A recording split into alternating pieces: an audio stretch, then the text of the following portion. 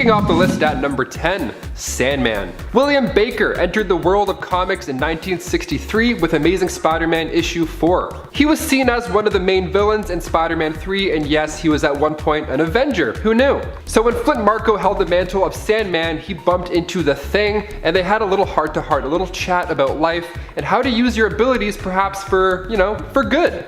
So he started to help Spider-Man a bit here and there, and then in Avengers issue 329, Captain America announced a new Avengers team, and on that roster was the Sandman. He was one of the 7 reserve members. He of course didn't last because, well, he was a reserve member for one, and coming from the villain side already, I'm sure he had one foot out the door anyways.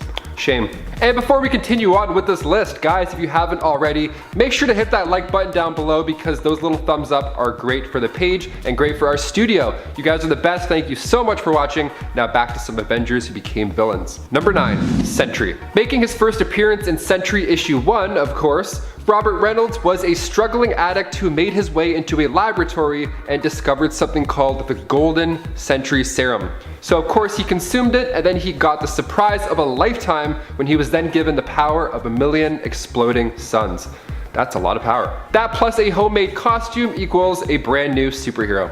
Robert fought alongside the X-Men, the Fantastic Four, then the new Avengers. Things changed for Robert when Norman Osborn decided to put together a little team of his own, the Dark Avengers. So Sentry was also once a horseman of death, serving alongside Banshee, Grim Reaper, and Daken. He even considered himself as the heir to Apocalypse at one point, so definitely not an Avenger anymore, for sure. Number 8, Namor. King Namor is of course Marvel's version of Aquaman. He's the king of the seas, and he's also not a fan of metahumans, surprisingly. He mostly would go head to head with Black Panther and Wakanda. He wasn't a fan of Wakanda. He often attacked it quite a bit. He was asked to join the Avengers back in 1963 in Avengers issue 16, but he declined. Too cool for school. We get it. All right, cool. He did join for a brief amount of time though, but when the Avengers vs. X-Men happened, he stood with the X-Men and he fought Luke Cage and the Thing.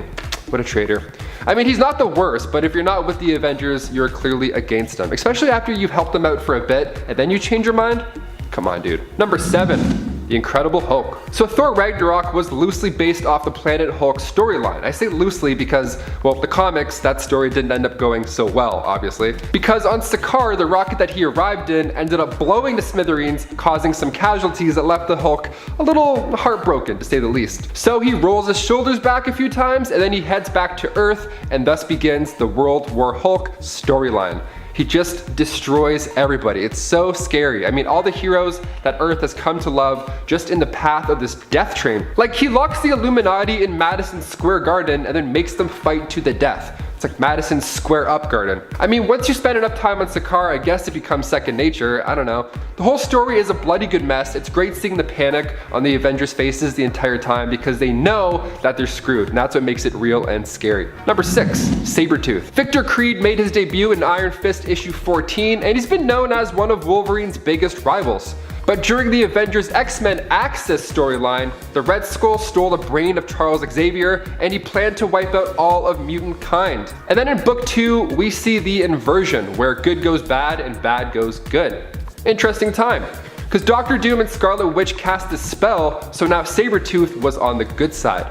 So after the dust settled, Iron Man made it so that Sabretooth wouldn't flip back, so Sabretooth joined the Avengers Unity Division. This didn't last forever, and recently in House of X issue 6, Sabretooth faced trial among the Quiet Council, and let's just say he ended up swallowed by Krakoa below the surface, where he's trapped in a state of permanent stasis for the rest of his life. How comfortable.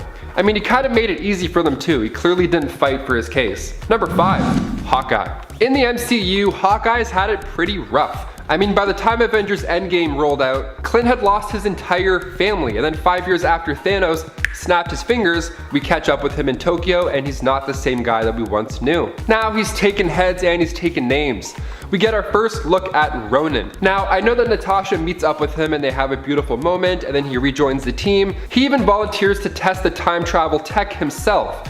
But if we look back at Avengers 1, Hawkeye is a villain for like most of that movie. He turns evil before the opening title even pops up on screen. He's the guy who took down the helicarrier. He almost killed everybody on that boat. Now I know Loki had a scepter and that caused it, so if we look at Avengers 1 and Avengers Endgame, I think it's safe to meet in the middle and say that the MCU Hawkeye has been somewhat of a Avenger who turned into a villain, at least for a bit. Number 4. Quicksilver. Pietro Maximoff is the twin brother of Wanda Maximoff, and in Avengers West Coast issue 57 back in 1965, he joined the team. Pietro has been trouble for the team for a long time. I mean, he convinced Wanda to do what she did in House of M. He's framed the Avengers for treason, and he has no problem using pieces of Terrigen to give his daughter Luna special abilities, even though he knows he shouldn't do that. Also, that whole thing with Layla Miller after House of M, where he saved her life just so he can be the one to take her out, believing that she was responsible for the House of M event. Yeah, it's safe to say he went from Avenger to villain. Like, those are just 3 out of many things. In West Coast Avengers 33, Magneto's bloodline got the best of him, and he got fellow Avengers captured by the communist gang. Fastest guy ever, but makes the most mistakes. I don't understand. Number 3, the Vision. Making his glorious debut in Avengers issue 57, the Vision is a synthezoid, and in the comics he was created by Ultron using parts of the original Human Torch and the mind of Wonder Man. Just bam, smack together. He turned on his original creator, Phineas Horton, and he joined the Avengers. Nice. And then in the MCU, he's created as Ultron's new body, but with the addition of the Mind Stone and a little bit of Jarvis, we have an android Avenger. Also nice. But during the Secret Empire storyline, Vision was part of Hydra's Avengers when they were taking over the world, all from an AI virus. Gotta get that firewall installed, my friend. Arnim Zola was the one to blame for that. So who knows, maybe now with the White Vision being free in the MCU and pretty much reborn, his firewall probably isn't the best either. Also, it's confusing because it appears that Vision gets all of his memories back, but then he flies away and then he's not to be seen for the rest of the show. So clearly something's up here. I'm betting the MCU does him dirty. Maybe they reprogram him to make him evil or something. Or he might become Ultron. That was a big theory for WandaVision. We'll see. Number 2, Captain America. There are a couple lines from Steve Rogers that fans will remember that took place in the MCU, like Avengers Assemble, that is America's ass, but the line Hail Hydra was followed by a roar of applause on opening night of Endgame. Why? Because not only does he use his post-Avengers knowledge to obtain the scepter, which in that of itself is already pretty sweet, but because the audience expects another cool elevator fight and Steve outsmarts us. But the line Hail Hydra comes right from the comics, and a bit of a darker scenario. The last words of Captain America Steve Rogers were that of Hail Hydra, and fans were not happy. This was huge news. People were pretty upset. Readers were sending in death threats. Like, could you imagine? The 2017 series Secret Empire concluded that bad Captain America was a double and that the good guy was locked in the cosmic cube. Okay, solid save, but those images of evil Steve will live in our heads rent-free, so thank you for that. And finally, number 1, Scarlet Witch. Of course, I'm saving her for last, of course. She's the daughter of Magneto and the twin brother of Quicksilver, aka Pietro Maximoff. Now, she was on her father's Brotherhood of Evil Mutants, but at one point she did of course join the Avengers as well. She's one of the biggest Marvel characters ever, and during the events of M-Day, she spoke those 3 words, no more mutants, and just like that, a mass amount of mutants were depowered or wiped out. That large number being 986,618, only leaving a couple hundred left. That's crazy, that's like Thanos level destruction almost. And then in the MCU as well, we just watched Wanda become a villain over a 9-week period. She had a mental breakdown similar to M-Day, and she trapped Westview in her hex.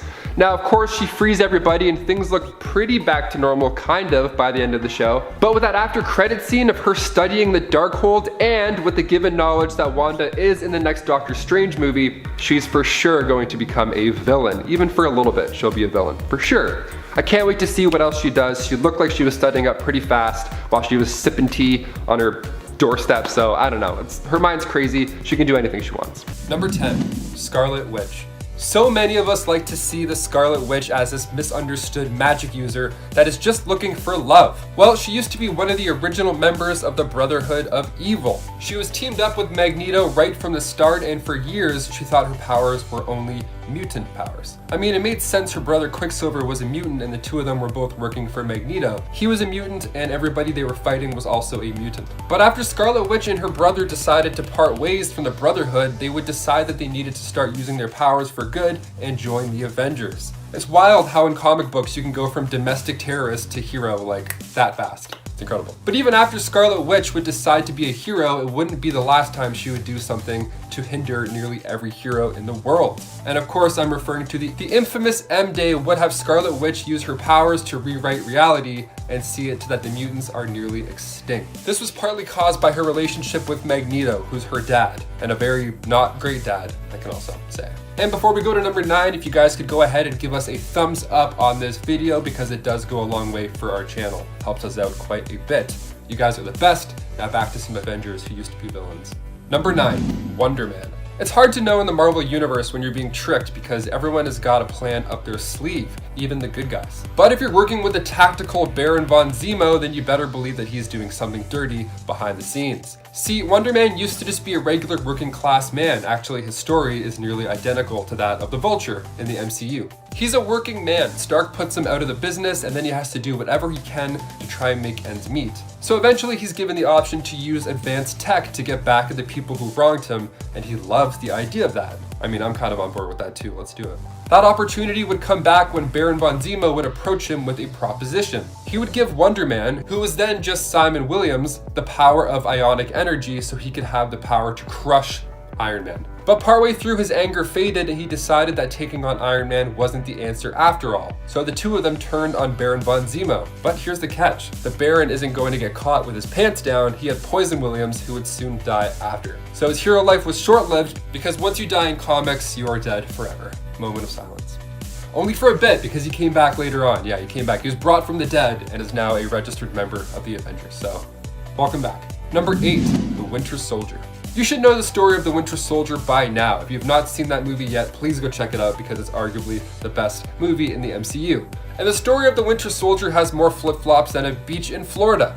The Winter Soldier was formerly Bucky Barnes, the best friend and right-hand man of Captain America. A tragic accident would have him fall to his death, or so Steve Rogers thought. It turns out Hydra got a hold of him and used some experimental tech to not only give him one of the most badass robotic arms that I've ever seen, but they also brainwashed him to be a living weapon. They used his advanced war training and then embedded him with Hydra assassination techniques. He was then frozen over and over again, only to be thawed out when Hydra needed to send him out to kill somebody. But eventually he would cross paths with Steve Rogers and the old memories would come flooding back to him. He would fight back against his Hydra programming and turn to become a good guy, even if he had to fight Iron Man to do it. Number 7, Hawkeye. Man, to think that one of the main members of the MCU used to be a bad guy, I mean, like, it's not that hard to believe now, but when you see him break down in Avengers Endgame and start chasing down gangs in Tokyo, then it all starts to make sense how this guy can have a dark side. But the first couple of times that we see Hawkeye show up, he was working with Black Widow, someone who actually we'll be mentioning later on this list. She would get him to tag along on missions where the two of them had to take down the flying tin can man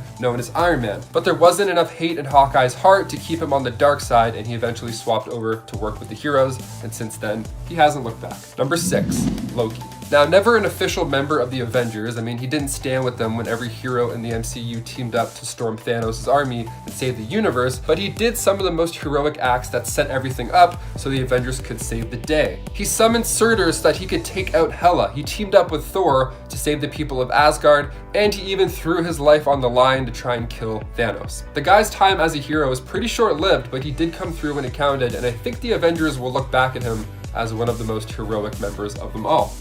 Just saying. Number 5, Red Hulk. I really love the Hulk's villains. I mean, you have the leader, which kind of represents the opposite of the Hulk, all brains with very little brawn. But then so many of his other villains are just like him, but slightly different, and I wouldn't have it any other way. Let's just get 2 cannonballs and fire them at each other and see what happens. Boom. The results are usually pretty explosive. Well, if you didn't know, Red Hulk is the general who always wanted the Hulk dead. Thaddeus Ross. I guess he went down the "if you can't beat him, join him" line, thinking that when it came to taking out the big green beast, he was actually able to keep his identity a secret, but once it was finally revealed who he was, it would be Captain America that would team up with him. With the two of them having a military background, it kind of made sense. It also made sense for the Red Hulk to become a hero. I mean, Thaddeus wasn't that far off in his quest to stop the Hulk, even though the big green beast is a force for good most of the time. He would be seen as a threat to everybody else around him. And Thaddeus seemed to have better control over his version of the Hulk than Bruce ever did. Number 4, Namor. It doesn't matter what comic book universe you're in, you gotta have a fish dude. That's just a staple of how everything works. That's it. And for the Marvel Universe, we of course have Namor. The Submariner, he was actually one of the original villains in Marvel. The dude's pretty old, with his first comic coming out in 1939. He's the ruler of Atlantis, and he didn't like the way things were handled on the surface, so he decided to duke it out with the people walking on land. Turns out that he wasn't a match for the people on the surface, so he decided to join them. He would eventually team up with the Avengers, but even though he was now fighting side by side with them, he's always had a superiority complex when it comes to dealing with surface-dwelling super people. And even though the Avengers saw him as an ally, when push came to shove, he would ditch them and team with the X-Men to try and take down the Avengers. He even flooded Wakanda, which seems like a bit of an overreaction. He's always had a sore spot when it comes to the Black Panther. I think maybe it's because he hates seeing a surface civilian as advanced as Atlanteans.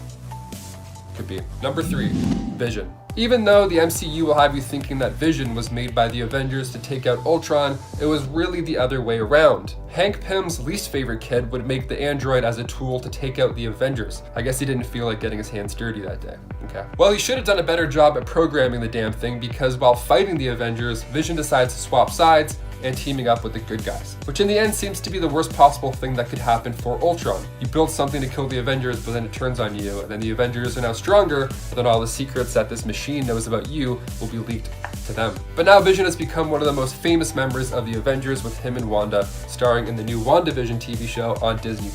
And don't worry if you haven't gotten around to watching that yet. I'm not going to ruin anything for you, but you definitely should go and watch it right now. We're only 3 episodes in, so you got time to catch up before it ends. Plenty of time. Number 2, Black Widow. I mean, her name is Black Widow, so I mean, that's not usually how heroes are named unless they're an anti-hero, like the Punisher, you know? It should be no surprise that she's super sneaky, and she actually used to be one of Iron Man's greatest villains. The Black Widow started out as an agent sent over from Russia to bring down one of the founding members of the Avengers. It's kind of weird to think that in Marvel universes that would be developed down the line, she would be one of the founding members. It's awesome. But the villain was just so popular that nobody wanted to see her go. And after the Cold War ended, the story of a Russian agent that was sent over to dismantle a part of America that everybody loved just wasn't as compelling as it once was. And number 1, Doctor Doom. Now I know this is only for a limited time, but it's still so wild that it deserves a spot on this list, a very high spot on this list. We're talking about the same Doctor Doom that once was ruling Battleworld, the same Doctor Doom that stole Odin's powers, the same guy. He's one of the biggest, baddest villains that gives Thanos a run for his money with the amount of schemes that he's pulled. Well, there was a time when Victor Von Doom suffered a pretty serious blow to the head, an injury that would take out most people, but we're not talking about most people, are we? Valeria came through to fix up Doom's brain, and not long after that, he was working with the good guys. Right around this time, Tony was in a deep coma, so someone needs to step in the role of Iron Man. And who better than Doctor Doom himself? Having Doom become Iron Man for that brief moment was one of the coolest moments ever, hands down. Coming in number 10, we have Shocker. I think back when this villain was created, the idea of having someone who had vibrations as their superpower would have been a little bit harder to make fun of. Now, many of you probably know Shocker. He has had a few moments in the sun, popping up in video games, and he even has a moment as one of the henchmen of the Vulture. Now you think someone who is canon in the MCU wouldn't fit onto this list, but when we break him down, we start to learn that Shocker isn't that shocking. It would seem that this villain has a knack for losing to Spider-Man every single time, and it's probably because his powers aren't that impressive. He can make shockwaves that blast through the air, and he can make vibration shields. Yeah, I'm not that impressed by what you have to offer. In recent years, we have seen less and less of this punchline of a villain, as I think the writers have seen that his time has come, and he will soon be put to bed. As a kid, I always got him and Electro mixed up because I thought Shocker meant that he was electrocuting people because he was shocking them. Well, at least for the new generation, you won't have those problems because this guy is going to be gone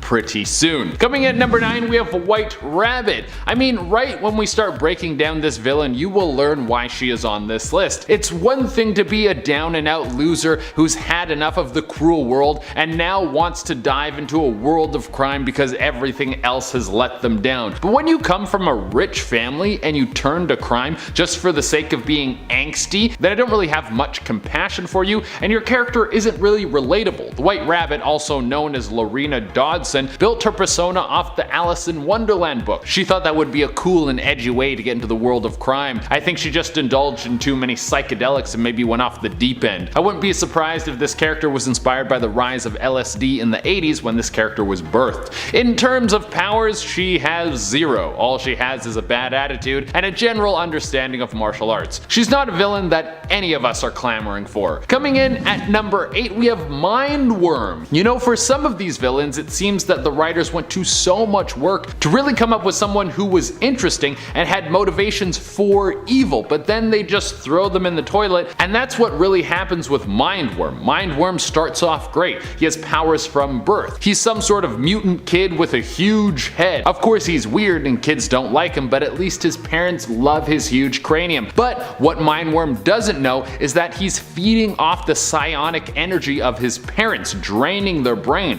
Eventually, he gets too greedy with this and he kills his own mother and father. He didn't mean to do this. He was just a young mutant kid who didn't know any better, and now he was an orphan. From there, he was bullied in the orphanage and he learns how to use his powers. Eventually, he grows up and is living in a New York apartment where he's feeding off all the people in the building and getting pretty strong off this. But Spider-Man moves in and he senses that someone's trying to suck out his brain energy. The two have a clash and Mindworm is killed by some gang members. Like, all of that work into building up who this guy is, and he was gone just like that. What a waste. Coming in at number 7, we have Gibbon. We got back-to-back orphanage stories for you. In fact, this one sounds like a cross between Mindworm and Robin. Gibbon is basically the missing link. He has all the abilities of a chimp that are amplified way up. He's got super strength, speed, awareness, reflexes. This guy is off the charts when you're talking about his Madden stats. But because of his monkey-like ways, the kids didn't really like him in the orphanage, and he was never adopted. Now, this ended with him growing up and leaving like a regular dude,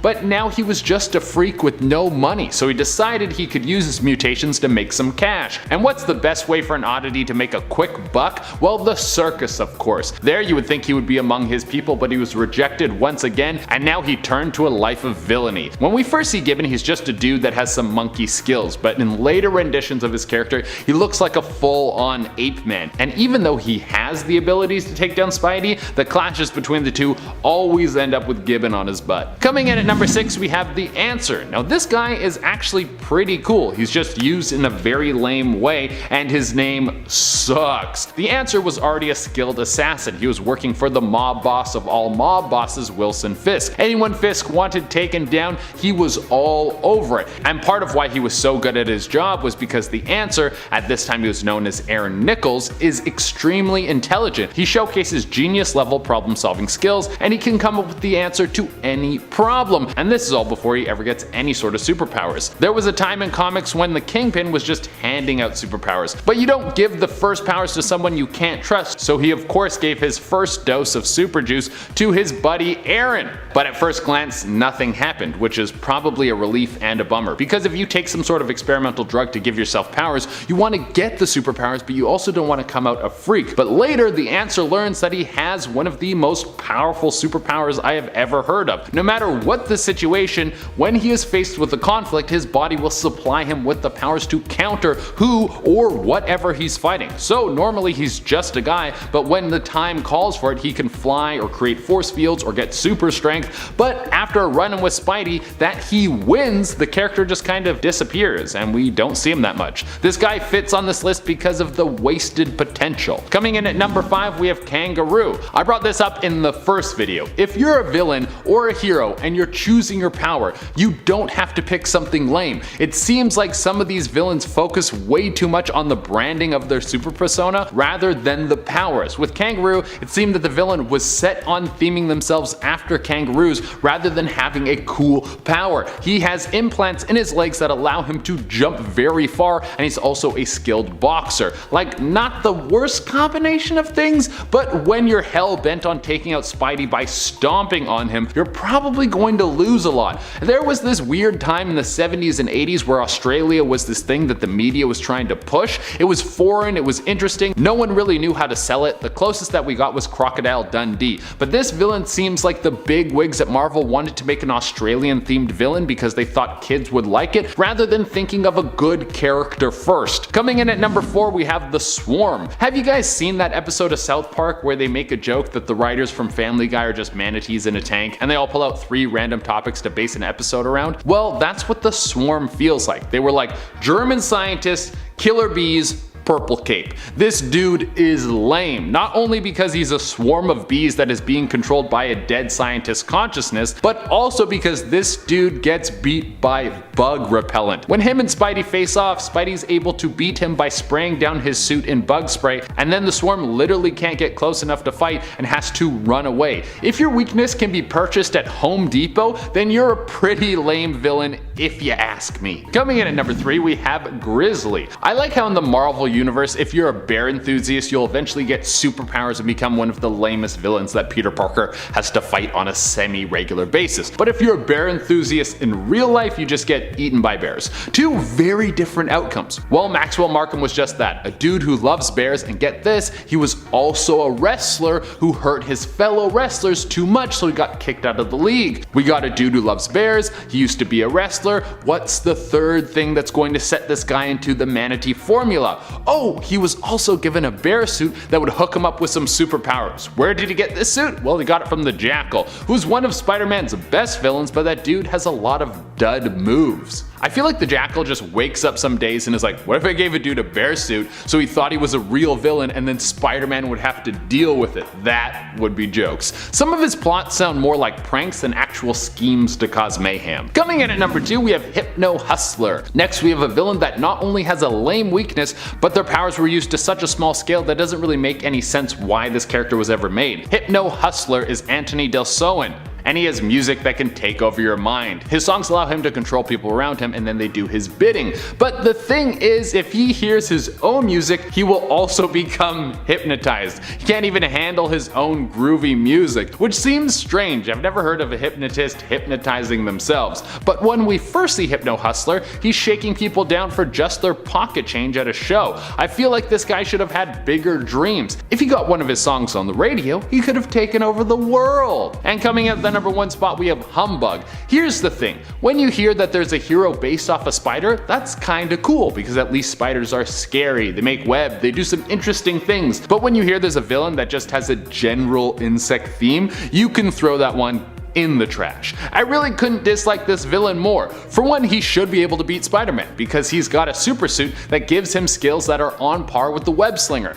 But this guy has the worst weakness of all, a love for bugs. He loves bugs so much that Spider-Man has been able to halt this guy from a life of crime by telling him he's going to smash some cockroaches. Like, dude, give your head a shake. Coming in at number 10, we have Frogman. I mean, if you don't have any powers, you don't have to commit to a super lame animal. Frogman is Eugene Patilio. There was a time when he took his frog suit and he tried to take on some of the hardest hitting street level Marvel heroes. More than once did he come face to face with Spidey, and every time he was taken into the dirt almost immediately. And it's not hard to figure out why. The guy built a suit where the only power was how high he could jump. Like, if you're going to get your powers from some sort of accident or you're born with them, then you don't have a choice. You have to stick with whatever your weird power is. That's your life. But if you're building a power, then you can be whoever you want. Why would you choose frogs? There are so many other creatures you could go with. Like the Falcon. Even though he's not the coolest hero of all time,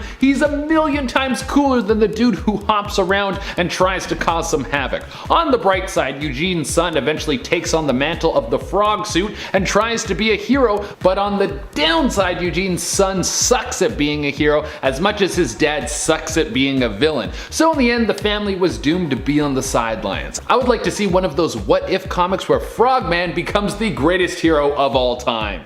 Hey guys, if you like these videos and you want to see some more, make sure you hit that like button. Number 9, the Trapster. His name is Peter Petruski, and I can't believe how long he's been around. Marvel has him come back again and again, despite the fact that he's got no powers other than this weird paste gun. He invented a super adhesive liquid paste and loves using it for evil.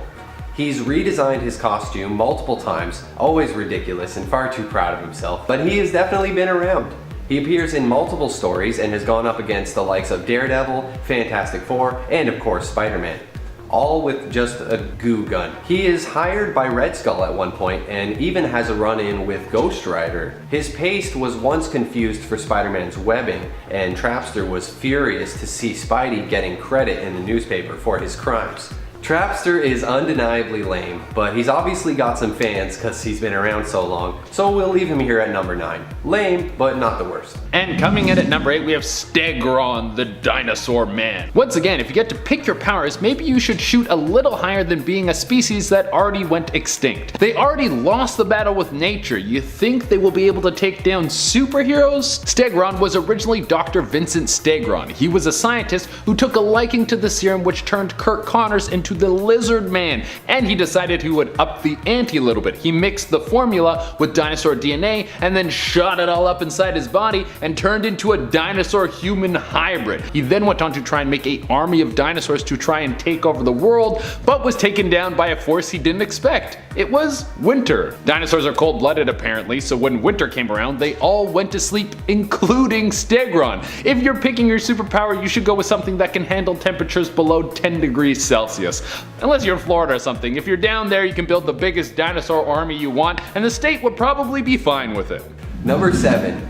Slide. This guy was a chemical engineer who created a chemical coating that eliminated all friction between that object and surfaces. He's like the opposite of Trapster. He invented the ultimate lubricant. Then this evil tycoon buys up the company that he works for and shuts down the lab. Slide, aka Jerome Beecher, was going to build his own company founded on the non-stick solution he invented, but no bank was willing to give him a loan. So he did what anybody would do and decides to rob the bank. He makes himself a costume out of this material and, free from the clutches of friction, is able to zip around skating on the ground up to 30 miles per hour and can't be stopped, not by people's grabbing hands or even Spider-Man's sticky webbing. Now, this isn't exactly the most lame villain, but the idea of this slippery criminal sliding all over the place just doesn't really do it for me. Where's the stakes? Spidey could just wait for this guy to slip and fall off of a cliff or into oncoming traffic, or they could just have him slip and slide right into a jail cell. I'll say one thing, the way that he zips all over the place in the comic panels looks like a lot of fun. Number 6, the Walrus. With big wet flippers and menacing tusks and the blood-curdling cries of "Arf, arf," it's easy to see how terrifying a walrus-based supervillain could be.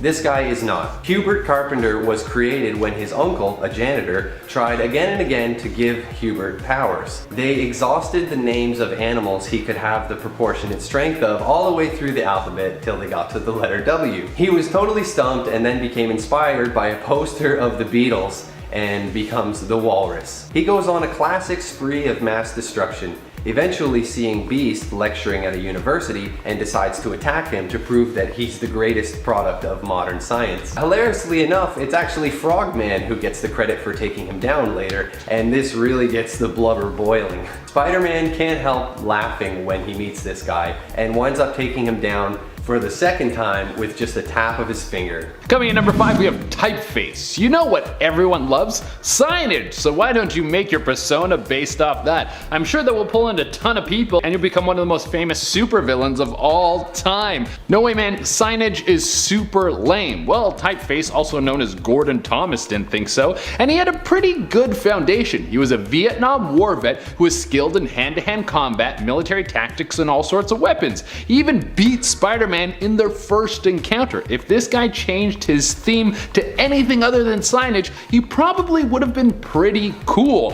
But the reason that he did this was because when Thomas came back from war, his life fell apart and he ended up getting a job at a sign shop, and it was the only time in his life where he ever felt happy. When the place was bought out, he lost his job, and this was his inspiration to become a villain. Luckily, he eventually switched sides and becomes a hero. If you're gonna get an F on your character, you might as well be on the side of good.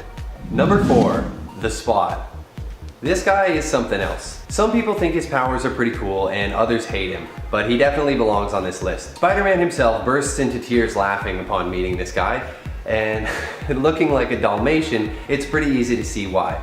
He's all white, covered in black spots that function as two-way portals. That's pretty much his main thing.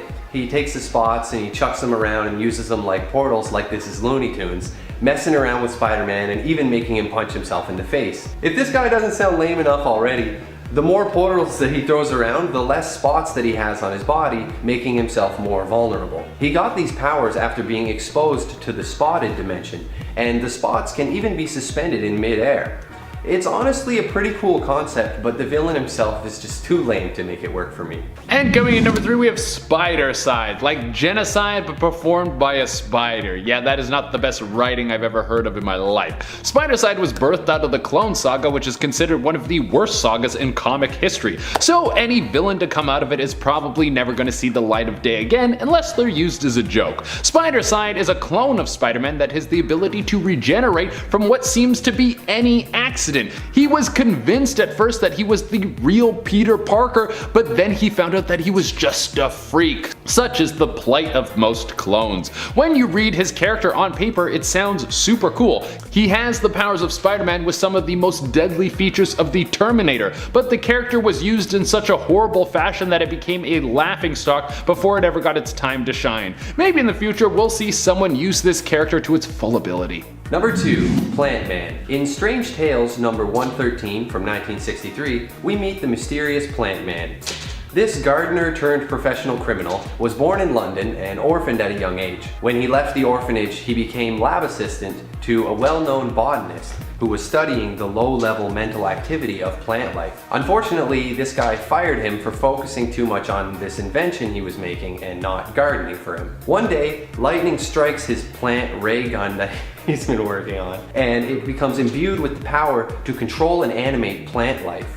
Ooh. So he then makes a disguise and sets out to get his revenge for being fired by framing his boss for robbery. The plant life isn't the only thing with low-level mental activity, as this guy made from leaves somehow thinks that he can take on the Human Torch. He is later quickly defeated and his ray gun is destroyed, although I'm sad to say he does appear again in 2002.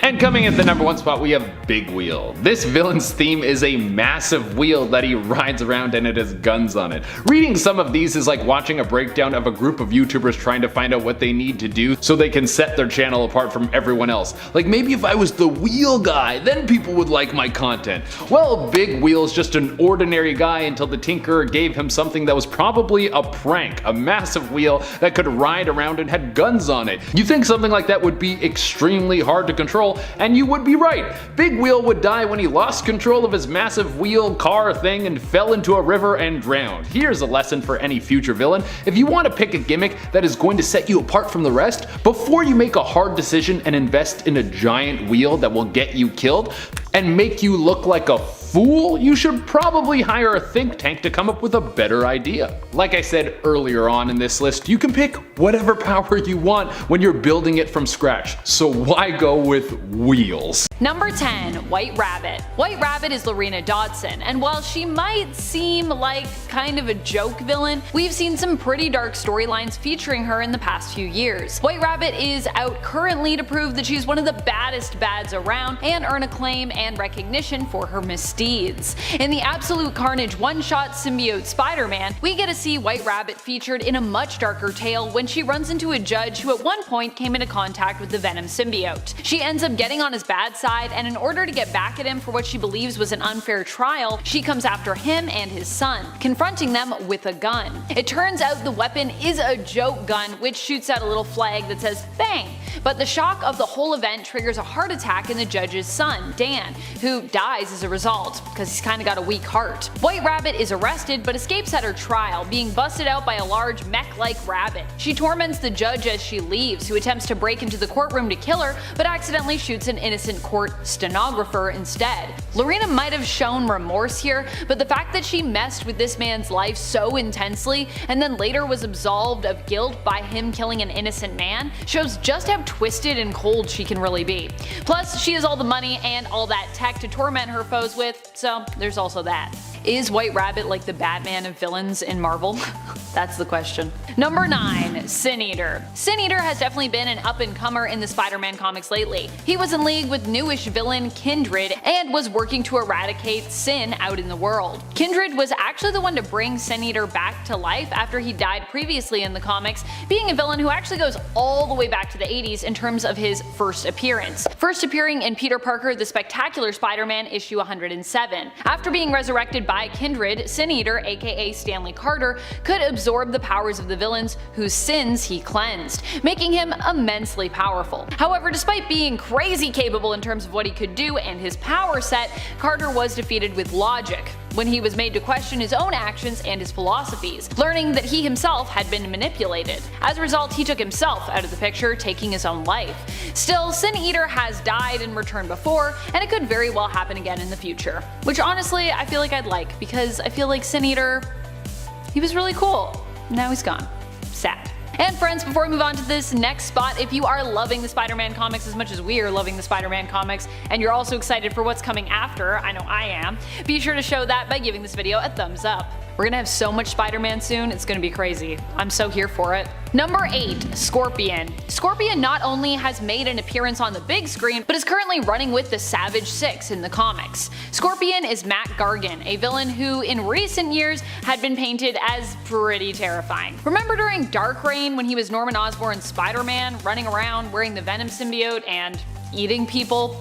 Yeah, that was the thing that happened. Matt Gargan has proven multiple times how intimidating and strong he can be, and he still remains someone to be feared even as he returns to his more classic look, power set, and mantle. Number 7. Mr. Negative. Mr. Negative is back, baby! Initially, he was cleansed of all his sins by Sin Eater, as his Martin Lee persona wanted to be fully free of Mr. Negative, his darker or negative half. However, after Sin Eater's cleansings were undone, Mr. Negative returned and attempted to take over Martin Lee once more. After calling on the inner demons who threatened to harm Aunt May in Lee's presence, he surrendered himself and became Mr. Negative once again. Kingpin, it seems, has allied himself with Mr. Negative and has also returned his former territories of NYC to him to rule over. Number 6. Mysterio. Mysterio is a villain who recently got a boost when he made his way to the big screen, played by Jake Gyllenhaal. There he was Quentin Beck, a man who used to work for Tony Stark creating tech, but after being humiliated by him, he set out to rewrite his story and make himself a hero. To do this, however, he would need to face some pretty big monsters and would need access to some pretty massive amounts of tech to pull off the illusion of him doing so. He tricked Peter Parker and ultimately Talos and his partner, who were disguised as Nick Fury and Maria Hill respectively, and were actually working for the real Fury, and ended up gaining access to a network of Stark drones and satellites the world over, which Tony Stark had bequeathed control of to Peter Parker originally after his death. Even after he was defeated in Far From Home, Mysterio still managed to come out on top in the end when he somehow, from beyond the grave, leaked Spider-Man's true identity to the world. I really don't believe he's dead. And also made Spider-Man look like a complete villain who had killed the heroic Mysterio. In the comics, Mysterio seemingly perishes only to return once more, claiming to be actually good this time, but of course, it's Mysterio, so he can never really be trusted, can he? And if you want to check out that whole thing, you should go check out Sinister War issue number 1. Number 5. Vulture. The Vulture is another villain who also got a pretty big boost from making his way to the big screen in the first Spider-Man MCU film, Homecoming. In this movie, he's played by Michael Keaton, who absolutely delivered when it came to his version of Adrian Toomes, a down-on-his-luck salvage company owner who, after losing a major contract, is forced to turn to a life of crime to provide for his family. I actually really loved this version of Vulture, it was so good. Vulture then maybe gets a little carried away with that whole side hustle, becoming, you guessed it, a supervillain. Not only is Adrian still out there in the world and still a great threat to Peter as he actually knows his secret identity, but it's also been implied in the Morbius trailers that he might have found his way out of prison. In the comics, Vulture is currently leading the Savage Six, one of the multiple Sinister Six teams headed Spider-Man's way. Or at least in Spider-Man's vicinity. All these Sinister Sixes have their own motives, but They're all going to be at least fighting around Spider-Man, I think. Spider-Man's definitely going to be there and be like, oh, I don't want to deal with this. Number 4, Norman Osborn. Green Goblin, Red Goblin, Goblin King, or just Norman Osborn. Whatever name he's going by at the time, Norman Osborn still remains one of the most powerful Spider-Man villains that we've ever seen. Remember when he threatened not just Peter Parker, but pretty much all the heroes and civilians of Earth during Dark Reign, when he became the head of a new organization he'd created to replace S.H.I.E.L.D., Hammer? Not to mention, he also became the Iron Patriot, aka the Iron Man stand-in of his own Dark Avengers team. Of course, lately he's been taking a bit of a back seat as he's more focused on working to help his son Harry Osborn, who is currently taking over the reins in Spider-Man as one of the main big bads currently. Well, kind of. It's complicated. Still, you can't deny the years of history between Norman and Peter and how much Norman Osborn has tried to drive Spider-Man insane. And so for that fact, we still gotta put him, I think, pretty high up on the list, because you can't erase that history. Number 3, Lizard. Lizard is back to shed levels of scary currently in the comics as we gear up for Sinister War. In order to get the villain back on the Sinister Six team, he had his reptile half separated completely from Kurt Connors, meaning that he's full animal instincts and is out for blood.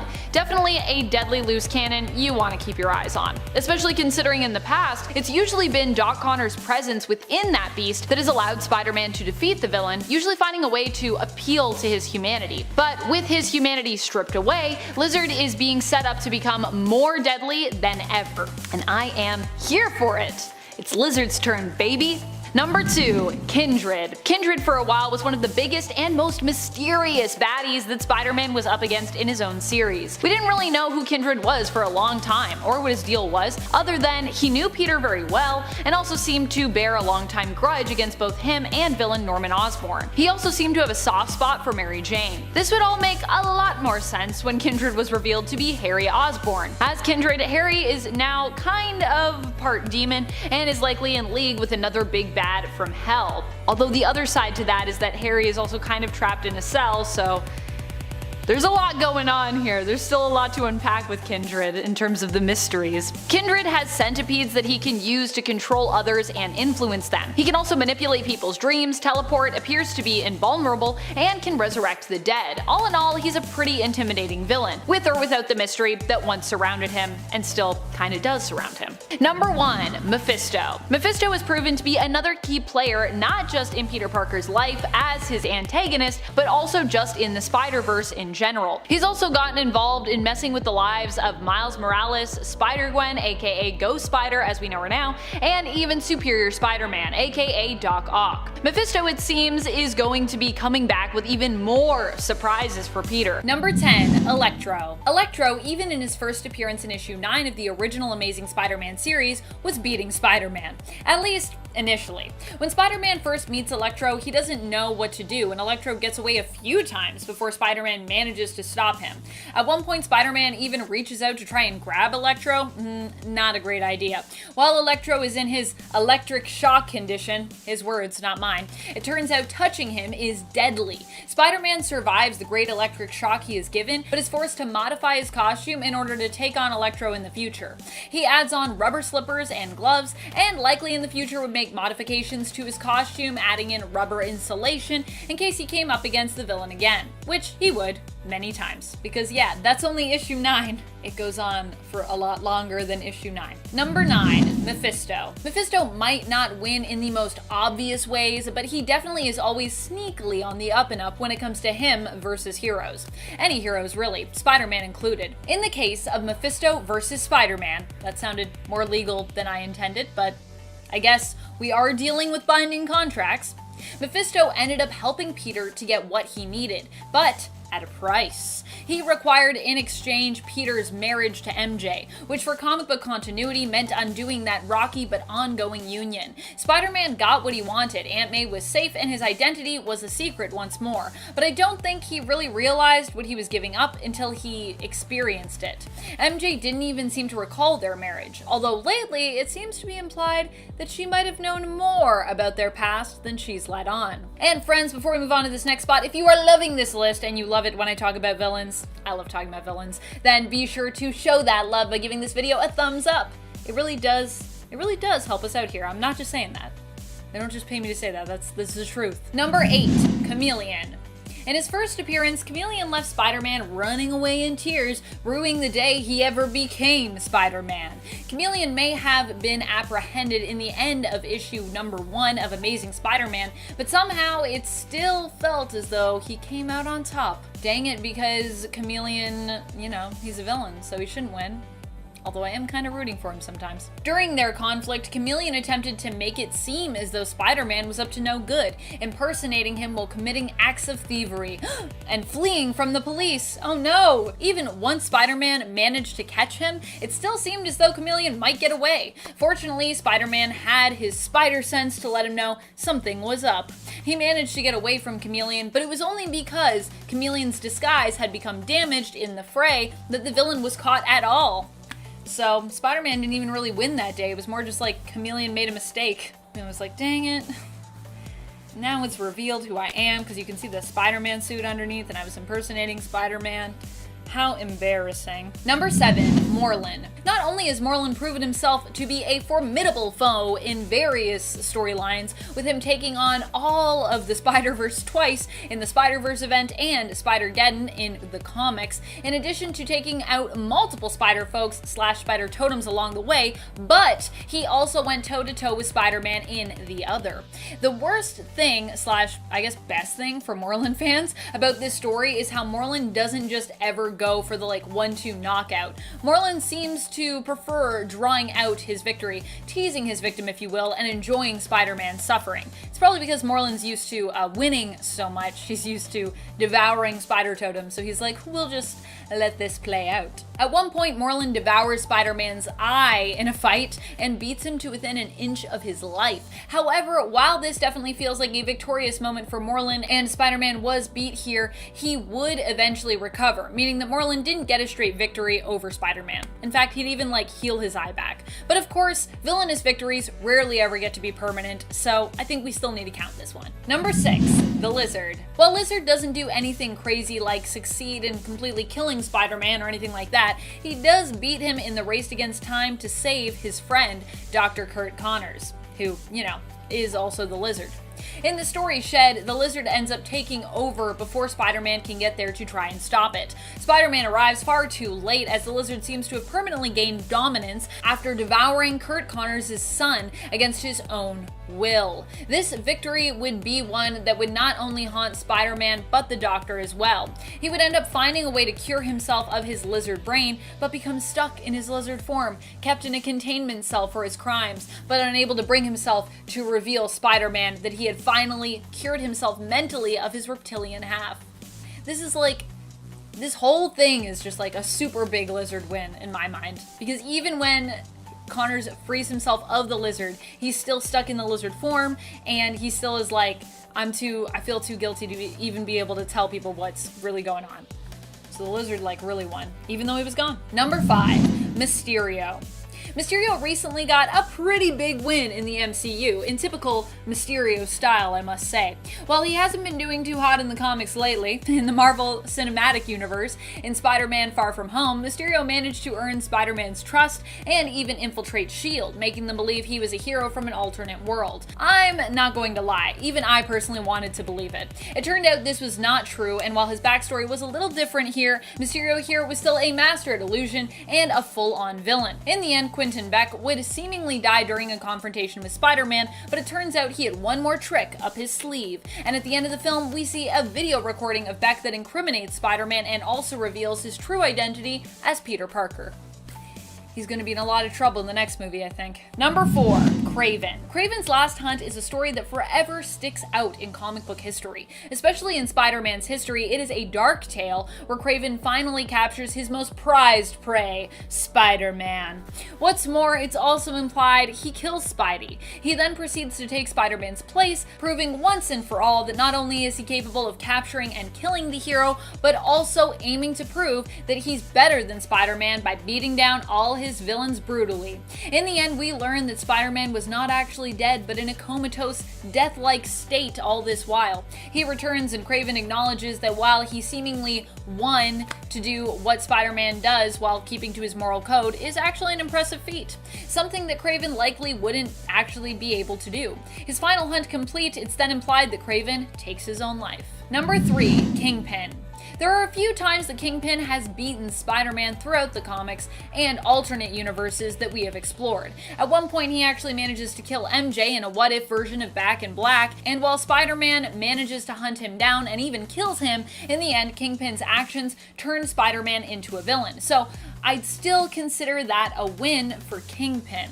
But what I'd really like to focus on here is the time that Kingpin managed to kill Spider-Man in Sony's groundbreaking animated film Into the Spider-Verse, one of my favorite films of all time. Here, Kingpin manages to actually kill Peter Parker, the current Spider-Man of Miles Morales' universe. Although Miles would also learn of alternate universes with their own Spider-Men, Spider-Girls, and even Spider-Pigs. He would also learn of his newfound powers and himself have to protect the city as a new Spider-Man. But still, when it came to the Peter Parker of his reality, Kingpin killed him. He dead. He dead. So dead. Never coming back.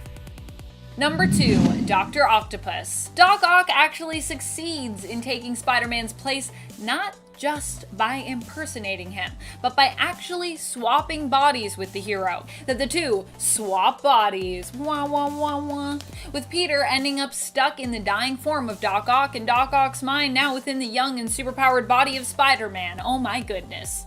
Eventually, he would relinquish this form, giving it back to Peter when he realized he was incapable of making the tough decisions required of a more heroic spirit. But for a time, we'd come to know this version of villain and hero combined as Superior Spider-Man. And if you're wondering, but wait a minute, didn't Peter die in Doc Ock's body? Yes, but also his consciousness lived still on in his mind. It's a little confusing, but if you read it, it makes sense. It's like comic book confusing, just if you are explaining it quickly to someone in a list. Number 1, Green Goblin. You can take Peter's body, you can take his mind, you can ruin his reputation, but one of the worst things you can ever do to him is to break his heart. There are many ghosts that haunt Peter Parker, but one of the most meaningful ones to this day remains that of Gwen Stacy. Gwen was Peter's childhood sweetheart. Before he and MJ were together and were a thing, he was with Gwen, who was also a science enthusiast and academic like Peter. Gwen ended up being taken hostage by the Green Goblin and thrown from a bridge. When Peter as Spider-Man went to save her with his web shooters, it's implied that his own attempt to do so was what killed her. The tension from his web caused her neck to snap. Norman Osborn has remained one of Spider-Man's most iconic villains to this day, and for many, the moment Green Goblin killed Gwen Stacy was where this shift really happened for his character, making him Spider-Man's greatest and most feared nemesis. Starting us off in at number 10, Kang the Conqueror. Kang is by far one of the Avengers' most notorious villains, so much so that fans of the MCU have actually speculated he'll be the next big bad in future phases. Now in the comics though, he's almost destroyed Earth in an attempt to gain the power of Celestial. The time-traveling villain has had many different iterations over the years, as is the case when you're a character who has traveled to vastly different eras. But the reason why he's earned their respect came from his later years in the comics, when his teenage self became Iron Lad and led the Young Avengers. That version of Kang had an almost tragic story though. Well, actually pretty tragic, since he was forced to return to his own era knowing that he would become Kang the Conqueror, something he had to do in order to preserve the timeline and ultimately save his teammates. Oh, my heart is breaking. Up next, number 9, Ultron. In the comics, Ultron was created by Hank Pym as a defense protocol that he concocted that eventually exceeded Hank's own intelligence, and decided it had greater ambitions. Now for the past 5 decades, Ultron is a character that has kept the Avengers on their toes, and in the Age of Ultron story arc and alternate future timeline, he actually defeated the team, and has taken over the planet, very different than the MCU one. Despite all of the crazy time travel shenanigans Ultron has caused the team to endure over the years, he's also responsible for the creation of Vision, and he's a character whose intelligence is something that several members on the team can at bare minimum respect. Even look to the MCU to see a similar result. Tony Stark, with the help of Bruce Banner, created Ultron in the movies, a robotic being whose intelligence and snark he can at least say matches his own, if not excels altogether. In at number 8, Hank Pym. Okay, heroes out on this one. Traditionally, Hank Pym is a superhero, but he's had moments where he's antagonized the Avengers and purposely put them in danger for his own means. And yes, while those moments happened under extreme duress and were the result of his poor state of mental health, technically speaking, you could still argue that his actions were villainous. When he was court-martialed from the Avengers, he concocted a plan to have one of his robotic creations attempt to kill the team, with him saving the day and therefore getting back in their good graces. Janet of course protested, and then he beat her. As you can imagine, his plans clearly backfired, and he was outed from the team altogether, but eventually joined up as an advisor with the West Coast Avengers, where he almost committed suicide. That being said, he's also a character that the Avengers saw needed help, eventually, and has managed to get back into their good graces. These days, Hank is a combination of himself and our previous number Ultron, an actual hybrid between the two, although it was revealed that the hybrid is kind of one-sided. It's more so Ultron wearing Hank as a skin suit. Yeah, the whole thing has us feeling a little unsettled too. In at 7, Cyclops. Again, yes, we have a number that is technically a superhero, but has had a history of straying from the path of good into one where he let a bunch of teenagers become murderers. Just cuz. When Cyclops first hit the scene in the X-Men issue 1 in 1963, Scott Summers was the leader of said team, working under Charles Xavier to guide the team of mutants to successful victories on the battlefield and in missions. But over time, Scott changed. During the Schism story event, we saw a more villainous side of Cyclops emerge, and later during Avengers vs. X-Men, after Cyclops had started up his own team of X-Men on Utopia, and the Phoenix Force was all like, hey, I'm back on Earth, and using Hope Summers as a host, Cyclops found himself up against the Avengers. Now, Captain America and the Avengers wanted to take Hope into custody to protect the Earth, fearing what the Phoenix Force may try to do. It does have a pretty bad track record. Cyclops, though, believed that Hope and the Phoenix Force could be used to jumpstart the mutant population. Major conflict ensues, and Scott only got darker from there. Needless to say, despite being arrested and ending up in prison and still having pretty messed up ideologies, he's cooperative with the Avengers and even lets Iron Man study him for remaining effects of the Phoenix Force. Now these days he's trying to get back on track as a good guy. But at least before he lost his crap, he was a respectable leader for mutants to look up to, and for a long time, that was something the Avengers respected as well. In at 6, Nebula. Nebula is a character in both the comics and the cinematic adaptations that has managed to earn the respect of Avengers members. More so in the MCU if we're being honest. Let's look at the comics though. Thanos, who is her grandfather in the comics, was pissed off that Nebula claimed kinship to him, and proceeded to almost kill her after he got all the Infinity Gems, transforming her into a corpse-like figure, always almost on the verge of death but never actually dying, but not truly alive either. He was like really proud of that. Actually, Thanos, no. She remained maimed and disfigured, but when Thanos defeated Eternity and his consciousness expanded into the universe, she took advantage of his comatose body and stole the gauntlet from him. She reversed what he had done and banished him. Now while she wanted to use it to take over the universe, you gotta give it to her. Managing to do what no one else could is a pretty big feat, and something to respect. And in the MCU, she's a villain turned hero, aiding after Thanos' snap, or as the MCU now refers to it, the blip, and helping the Avengers to return the world the way it was. And to finally defeat her adoptive father once and for all, despite her being the unintentional reason why the 2014 timeline Thanos was able to head on over to the present timeline, stir up a massive battle, and eventually, indirectly, cause the death of Tony Stark. We can't blame her for that. In at 5, Adam Warlock. Adam Warlock has done a lot for the Marvel Universe. He's the one who spearheaded the attack on Thanos in the 1991 Infinity Gauntlet story arc. The comic that, if you didn't catch it from our last number, was the primary basis for the MCU's Avengers Infinity War film. Warlock is the one who orchestrates the attack on Thanos after he's snapped, managing not only to recruit heroes, but cosmic entities and even Celestials. And Dr. Doom, who's like really reluctant and doesn't trust him. Actually pretty funny. Eventually, after Nebula grabs the gauntlet from Thanos, Warlock manages to convince the Mad Titan to help him get it back, and ultimately saves the day. That's without even getting into the sequel miniseries, of course. But here's the thing with Adam Warlock. While he's highly respected in the Marvel Universe, especially by the Avengers, he's also got an evil half, the Magus. There's been 3 incarnations of the Magus over the years, with the second version being one that is expelled from Adam's soul after he acquires the Infinity Gauntlet. That evil part of his soul becomes the corporeal form of the Magus, and ends up seeking out the gauntlet for himself. He even recently appeared in the Infinity War storyline as well. You know, that recent one where all the heroes got like smucked together. He was found by Gamora in a cocoon. By smucked I mean amalgamated. You get it, schmuck. And at 4, Norman Osborn. Norman Osborn is definitely a really bad dude, but the reason why he's respected by the likes of the Avengers, not including Spider-Man to be fair, is that in recent years he's fluctuated between being a baddie and being an anti-hero. But let's jump back for a sec. In contemporary comics, he went from being Peter Parker's arch-nemesis to a full-blown Avengers enemy, taking on the guise of the Iron Patriot in the process. He was once the director of S.H.I.E.L.D. and Hammer, and even started up a team called the Dark Avengers. And that, my friends, is exactly why he ended up on our list. Aside from his intelligence and business savvy, which, the likes of Tony Stark can at least nod to, Osborn was once respected by a group of Avengers. Technically, the Dark Avengers, which just so happened to be his very own team of Avengers, but it still counts, right? Technically Avengers. And at 3, Scarlet Witch. Scarlet Witch's origins in the comics established her as a villain before she became a part of the second iteration of Avengers. She and her brother Pietro initially joined up with Magneto, far to knowing that he was Daddy Dearest, might I add, and joined his Brotherhood of Evil Mutants in order to repay him for saving them from a mob. Eventually, after Magneto is abducted by the cosmic entity Stranger, the Brotherhood disassembles, and the two, feeling that their debt has been paid, end up moving on and becoming Avengers. But let's talk about the real reasons why she's on this list. She may be a hero, but her mental instability in the comics has caused her to turn her back against her peers in catastrophic ways. During Avengers Disassembled, she discovers from a mildly intoxicated Wasp that she had children with Vision once upon a time, 2 twins, and that information was hidden from her for years. Naturally, she loses it, as any person would if they found that out, except she has reality-altering abilities, which makes this bad. She resurrects villain Jack of Hearts to kill the Avengers, blowing up the Avengers mansion, and then murders Scott Lang through the explosion.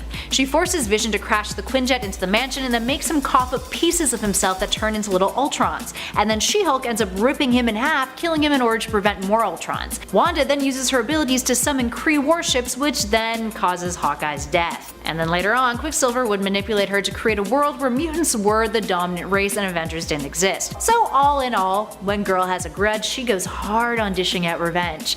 At the end of the day though, she is still an Avenger and a hero. So despite all this, she does have the respect of some of the members of the team, or at least the ones that she hasn't killed in the past. Moving on to number 2, Dr. Doom. Dr. Doom fits the classic villain trope of villain with a point. Now, despite all of his personality flaws, he genuinely wants the world to be the best it can be, which of course to him means he needs to be the one ruling it. Funny enough, in an alternate reality in which he does rule, it's actually the best possible outcome, despite all of the evil things that he's done. Regardless of that, Doom's behavior is dictated by strict codes he chooses to follow. Doom has been known to keep his exact word and has a code of honor. The latter led him to save Captain America from drowning because Cap had previously saved his life. He also kept Spider-Man alive once after the hero had saved him from terrorists attacking him at an airport. He also won't attack a foe who's weakened or at a severe disadvantage, since he believes a victory in that state is hollow and meaningless. In addition to that, his magical skills have gotten him the respect of characters like Doctor Strange, who once admitted that Doom had the chops to be Sorcerer Supreme. All in all, he's a narcissist, but there's some good in there. Such a complex character. And finally, in at number 1, Loki. For starters, Loki is the OG Avengers villain, the very first, and the reason the Avengers were brought together, technically speaking. In the first Avengers comic, Thor ends up needing some assistance with his dastardly brother, so he ends up working with the Hulk, Ant-Man the Wasp, and Iron Man to take on his trickster god sibling. Now this is before Cap was defrosted from his block of ice. In the process, Loki uses the Hulk to fight against them. For years he's been causing trouble for the Avengers, but he's also earned the respect of many of their members. Take Spider-Man for example. After the web-slinger helped him out, he gave Parker a favor that later, the hero cashed in to help save an innocent civilian. Parker even promised to put in a good word for Loki to other members of the superhero community. Aww. Loki has become more of an anti-hero in recent times, and despite sometimes still having his own best interests at heart, he's turned a leaf, something that several Avengers members have grown to respect. And do we even need to bring up the MCU Loki? Loki is one of the most beloved villains to appear up on the big screen, and even managed to work his way back into the hearts of our heroes, helping his brother Thor out in a big way during Thor Ragnarok. And now he's getting his own show, so that's dope.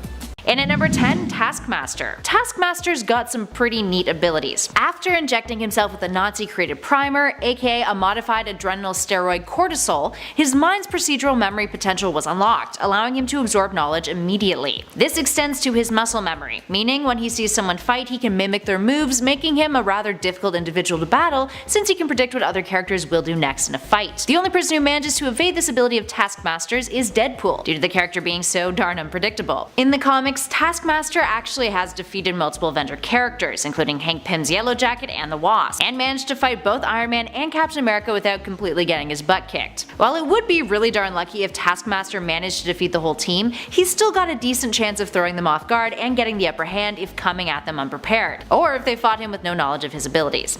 Although these days in the comics he's considerably less threatening, having joined the Secret Avengers despite having a history of being a sleeper agent. Moving on to number 9, Cyclops. Cyclops is one of the original X-Men members, meaning it's likely that in the future of the MCU, whenever the X-Men are introduced, we'll be seeing Scott Summers make an appearance, running with the good guys. But he isn't always good in the comics. During the Avengers vs. X-Men story event, Cyclops was a major threat to the Avengers, and like the main antagonist in that story arc.